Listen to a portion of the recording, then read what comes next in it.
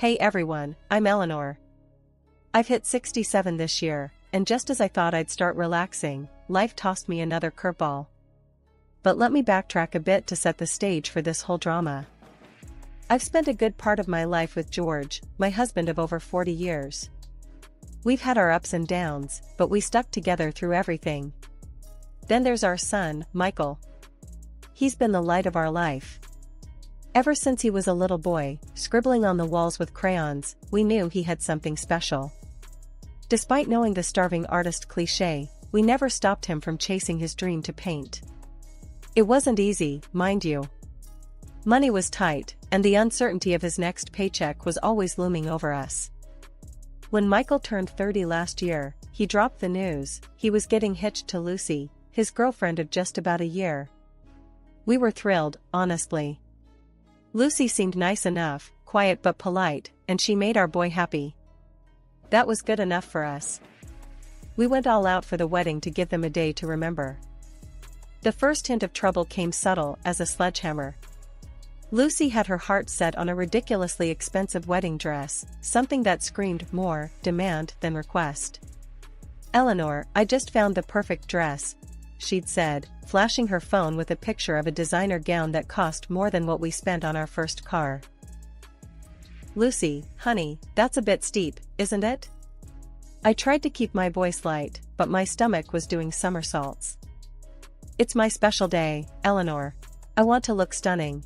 You understand, right?"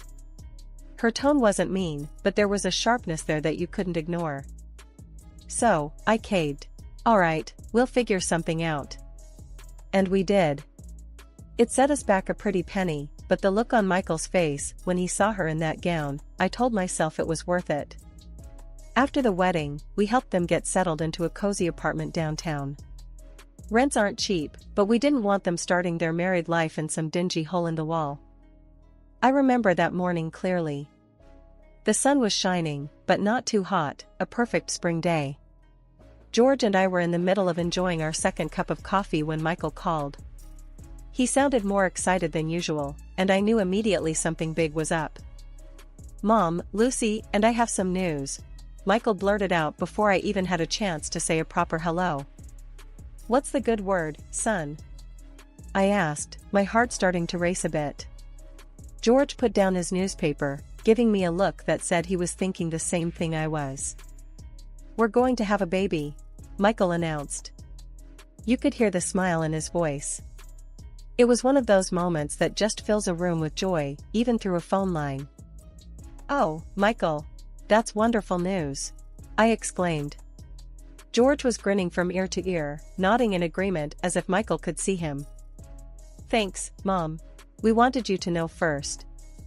We're telling Lucy's parents tonight." I turned to George, mouthing, "We're going to be grandparents." And he just chuckled, shaking his head in happy disbelief. That afternoon, I decided to visit Michael and Lucy to congratulate them in person and maybe talk about how we could help out.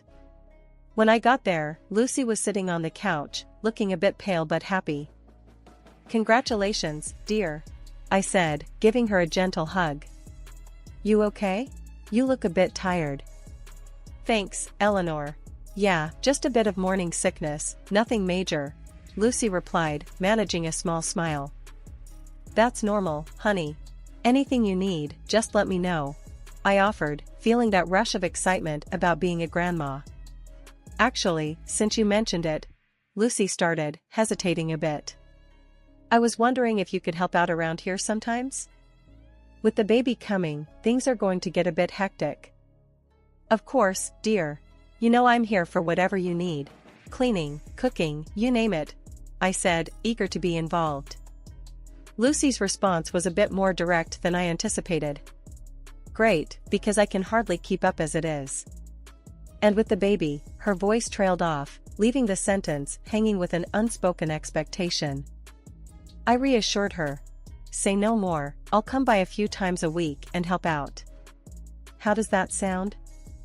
"That sounds necessary," Lucy replied, not exactly overflowing with gratitude but clearly relieved. On my way home, I couldn't shake a twinge of concern. Lucy's words, "That sounds necessary," echoed in my head. It wasn't the warm thank you I'd expected. But I brushed it off, telling myself I was just being overly sensitive. After all, she was pregnant and probably overwhelmed. True to my word, I started helping out at Michael and Lucy's place the very next week. I'd sweep in with my bag of cleaning supplies and a casserole or two in hand, ready to lighten their load. Michael was always so grateful. He'd give me a big hug and say, "Mom, you're a lifesaver." Lucy, on the other hand, wasn't so easy to please. After a few visits, she started picking at the details. "Eleanor, you missed a spot there on the counter, or this casserole is a bit bland, isn't it?"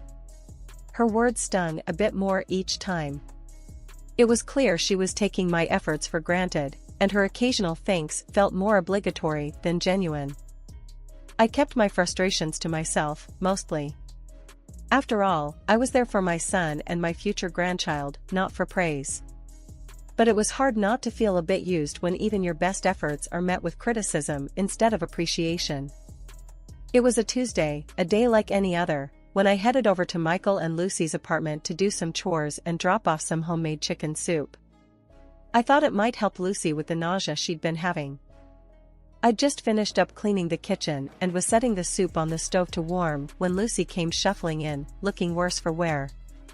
"Oh, Lucy, you don't look so hot today. Why don't you sit down and I'll get you some of this soup? It'll make you feel better," I said, trying to be as cheerful as possible. Lucy grimaced, holding her stomach, and muttered, "I hope it's better than last time, Eleanor. That soup didn't sit well with me at all." I was taken aback, but kept my tone light. "I'm sorry to hear that, dear. I made sure to use all fresh ingredients this time, just in case." Lucy slumped into a chair, eyeing the pot as if it might bite. "Well, we'll see. Last time I was sick all night. Michael had to stay up with me." Now, I knew for a fact there was nothing wrong with the soup I made last time. But I bit my tongue, not wanting to start a fuss. "Let me get you a small bowl, and you can see how you feel," I offered, ladling out some soup. She took a tentative sip and then another. "It's okay, I guess," she conceded, though her tone was less than grateful. We sat in silence for a few minutes, the only sound being the gentle ticking of the clock on the wall. Suddenly, Lucy clutched her stomach and let out a groan.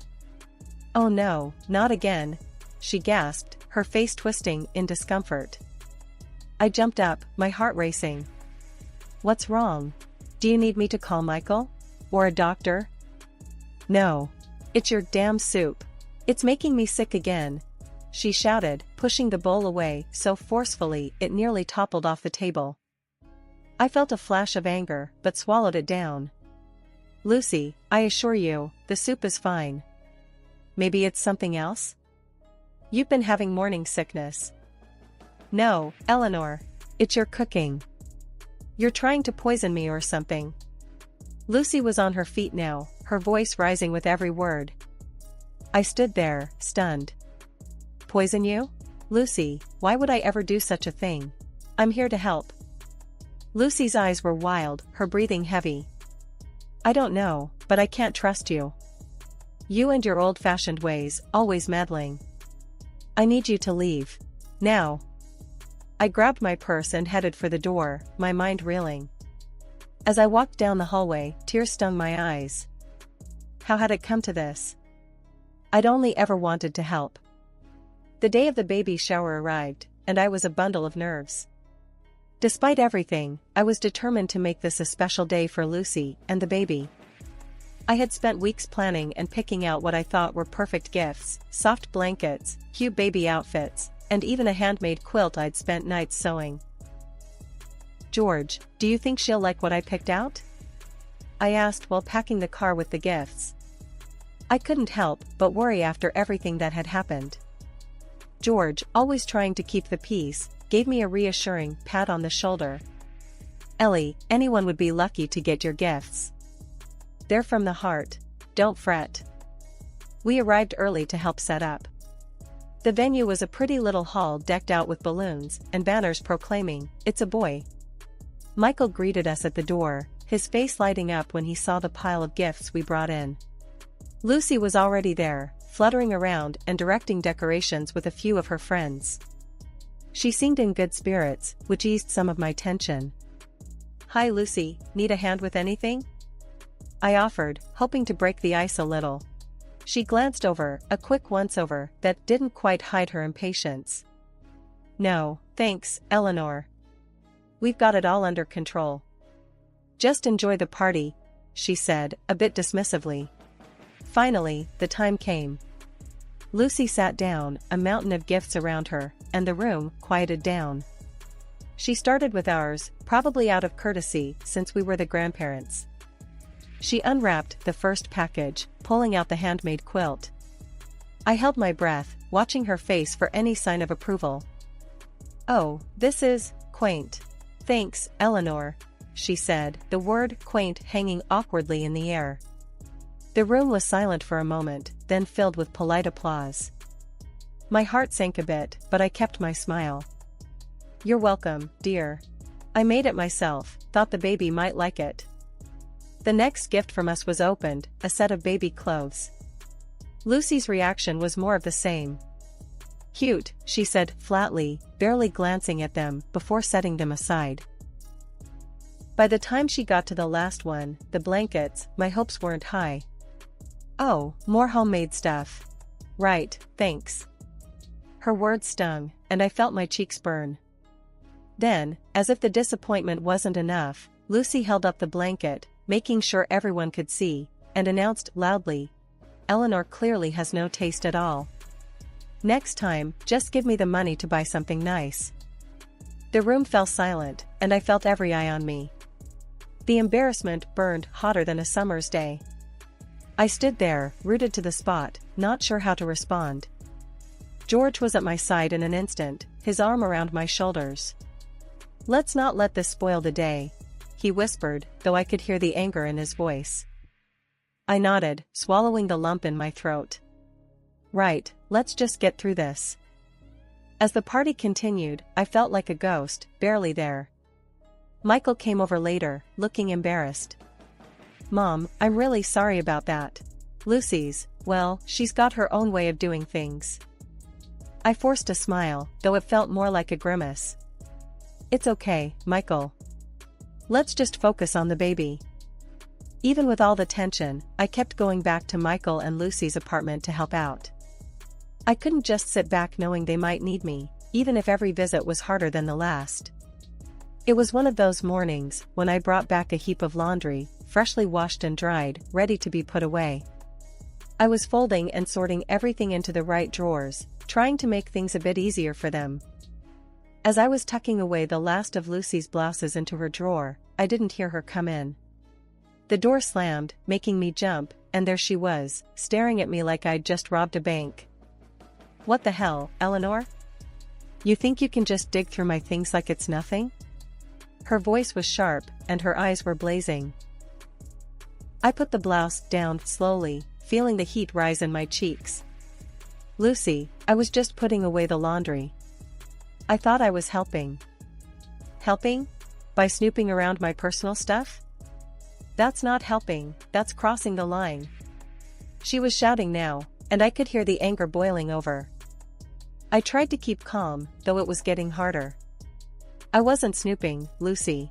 I swear. I do this all the time. I just thought." "Well, you thought wrong. Stay out of my things, got it?" She cut me off, her words slicing through the little piece we had left. I backed off after that. But seeing how she lived started to eat at me. She'd stopped working, spent her days on the couch watching TV shows or shopping online for all sorts of things. One day, curious and a bit concerned, I asked, "Lucy, how are you affording all these new things?" She didn't even pause her scrolling. "Michael's doing really well, selling lots of his paintings online." "We're fine, Eleanor."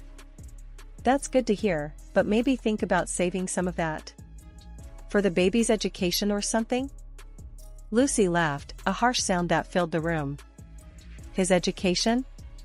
Please, that's your family's issue. Michael's making good money because he's talented, not because of anything else. You guys owe me, big time, especially since I'm carrying your heir. Walking out of there that day, I felt heavier than I had in a long time. The drive home was a blur of green lights and honking cars, but I couldn't shake Lucy's words. When I got home, George could tell something was wrong. "What happened, Ellie?" he asked, concerned. I shook my head, weary to the bone. "It's Lucy. She thinks we owe her for having the baby. Like it's some kind of business transaction." George's face hardened, and he took my hand. "That's nonsense, Ellie. You know that, right? We don't owe her anything." I nodded, trying to muster a smile. "I know, but it doesn't feel great hearing that from your daughter-in-law." After the baby was born, I thought maybe things would start to look up, that maybe Lucy would settle into motherhood once she held her son. But it just didn't turn out that way. Lucy seemed more irritable than ever and didn't bother hiding it from anyone, not even me. One morning, not long after the baby came home, Lucy showed up at my doorstep, unannounced, with the baby in his carrier. "Eleanor, I need to catch up on some sleep. Can you watch him today? Maybe your place is quieter," she said, her voice edged with exhaustion. I was worried but agreed. "Of course, Lucy. Go get some rest. We'll be fine here." I thought maybe it was just new mother fatigue, but it became a pattern. Lucy would drop off her son at the slightest excuse, saying she needed to meet friends or just to have some me time. And when she was with him, it was as if she couldn't bear the responsibility. More than once, I arrived at their apartment to find the baby crying in the next room while Lucy lay on the couch, absorbed in some show, completely tuning him out. One day, the reality of the situation hit me harder than ever. I walked in as usual and heard the baby crying. I hurried to his room and what I saw stopped me dead. Lucy, standing over the crib, her face contorted in anger, slapped the baby. He wailed louder, and my heart broke. I rushed in and scooped him up, glaring at Lucy. "What are you doing?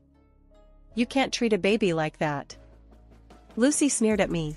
"Oh, please. It was just a light tap. He needs to learn to stop crying over nothing." That night, I talked to George and Michael, my voice thick with worry. "We need to do something. This isn't normal behavior. Lucy might be struggling with something serious." Michael looked defeated, the lines deepening around his eyes. "I know, Mom. I thought it was just stress, but this is too much." We decided together that Lucy needed professional help. We even found a psychologist and made an appointment, but Lucy refused to go. She claimed she was perfectly healthy and accused me of trying to turn Michael and the family against her. "It's nothing personal, Lucy," I tried to explain one last time over the phone. "We're worried about you, and we just want what's best for you and the baby." Her voice was cold, clipped. "I told you, I'm fine. This is just you, Eleanor, always finding fault where there is none. You can't stand that I don't need your constant meddling." I was at a loss, feeling more alone in this fight than ever. I hung up the phone, my heart heavy. How do you help someone who doesn't want to be helped? How do you protect a child from his own mother's indifference? I needed to have a serious talk with Lucy. I knew it wasn't going to be an easy talk. After everything that had happened, things had reached a boiling point. I took a deep breath, prepared my phone to record the conversation, not to spy, but just in case I needed to remember what was said, or if things took a turn for the worse. "Lucy, we need to have a serious talk," I started, my voice steady. "It's about your responsibility as a mother and how you're handling things." Lucy rolled her eyes, clearly not in the mood. "Here we go again. What now, Eleanor? You going to lecture me on how to be a mom?" "It's not just about being a mom. It's about what's right for the baby. You can't keep threatening to cut us off from him every time something doesn't go your way," I said, trying to keep the frustration from my voice. That's when she snapped. "Oh, so it's like that, huh? You think you can just come here and tell me how to live my life? How about I just don't let you see him at all? How would you like that? Her words were sharp, and she pulled out her phone, dialing Michael. With tears in her voice, she began, "Michael, you need to hear this. Your mother just hit me and she tried to take your son away from me." My heart stopped. "Lucy, that's not true. Why are you saying that?" She ignored me, continuing her tearful tale to Michael. "You need to do something, or me and the baby are leaving. You need to choose, Michael. It's me and your son or them." I was in shock, barely processing what was happening as I heard Michael's confused voice trying to calm things down, suggesting they talk later. Lucy hung up, a smug look on her face. "See? You'll never see them again if you don't do what I say. Give me $100,000, or it's over." I was stunned into silence. This wasn't just a threat, it was outright blackmail. Before I could gather my thoughts, the baby started crying from the other room. Instead of tending to him, Lucy shouted at him to shut up and refused to change his diaper. That was it. The last straw. I couldn't take it anymore. "This is wrong, Lucy. You can't do this. It's not right," I said, my voice quivering with anger and despair. "Oh, just shut up and leave if you don't want to help," she snapped back. I left the apartment, my heart breaking with every step. What had just happened? How had things gotten so out of control? That evening, the phone rang. It was Michael, his voice heavy with sadness. "Mom, I'm so sorry, but Lucy's made up her mind. She says it's best if you don't come around anymore. I don't know what else to do." In the background, I could hear Lucy's angry shouts, declaring they were cutting all ties with us. It felt like a nightmare. I hung up the phone, numb. If that's what they wanted, then maybe it was best to let them see the reality of their decisions on their own. I told myself that I had done everything I could. From that day, I stopped all financial support. No more paying for their apartment, no more money for groceries or baby care.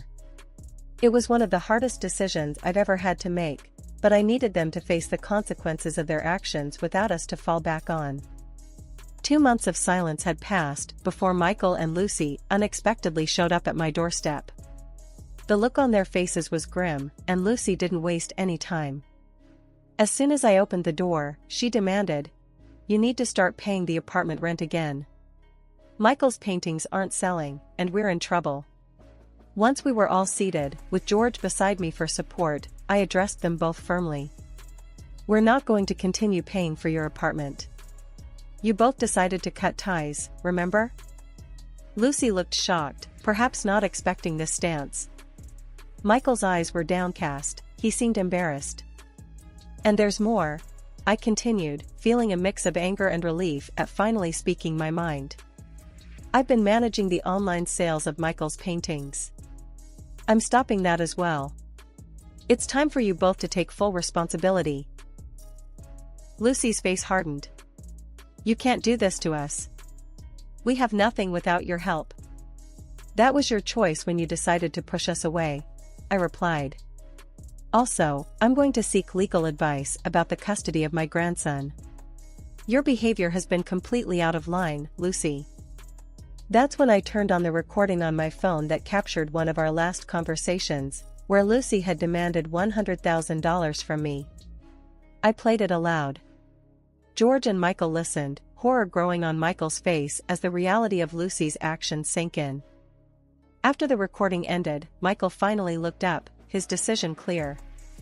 "Lucy, this is over. I want a divorce. I can't do this anymore. I don't want to live under the same roof with someone who treats my family like this." She stormed out, cursing as she went, standing in the rain in the parking lot, yelling back at us.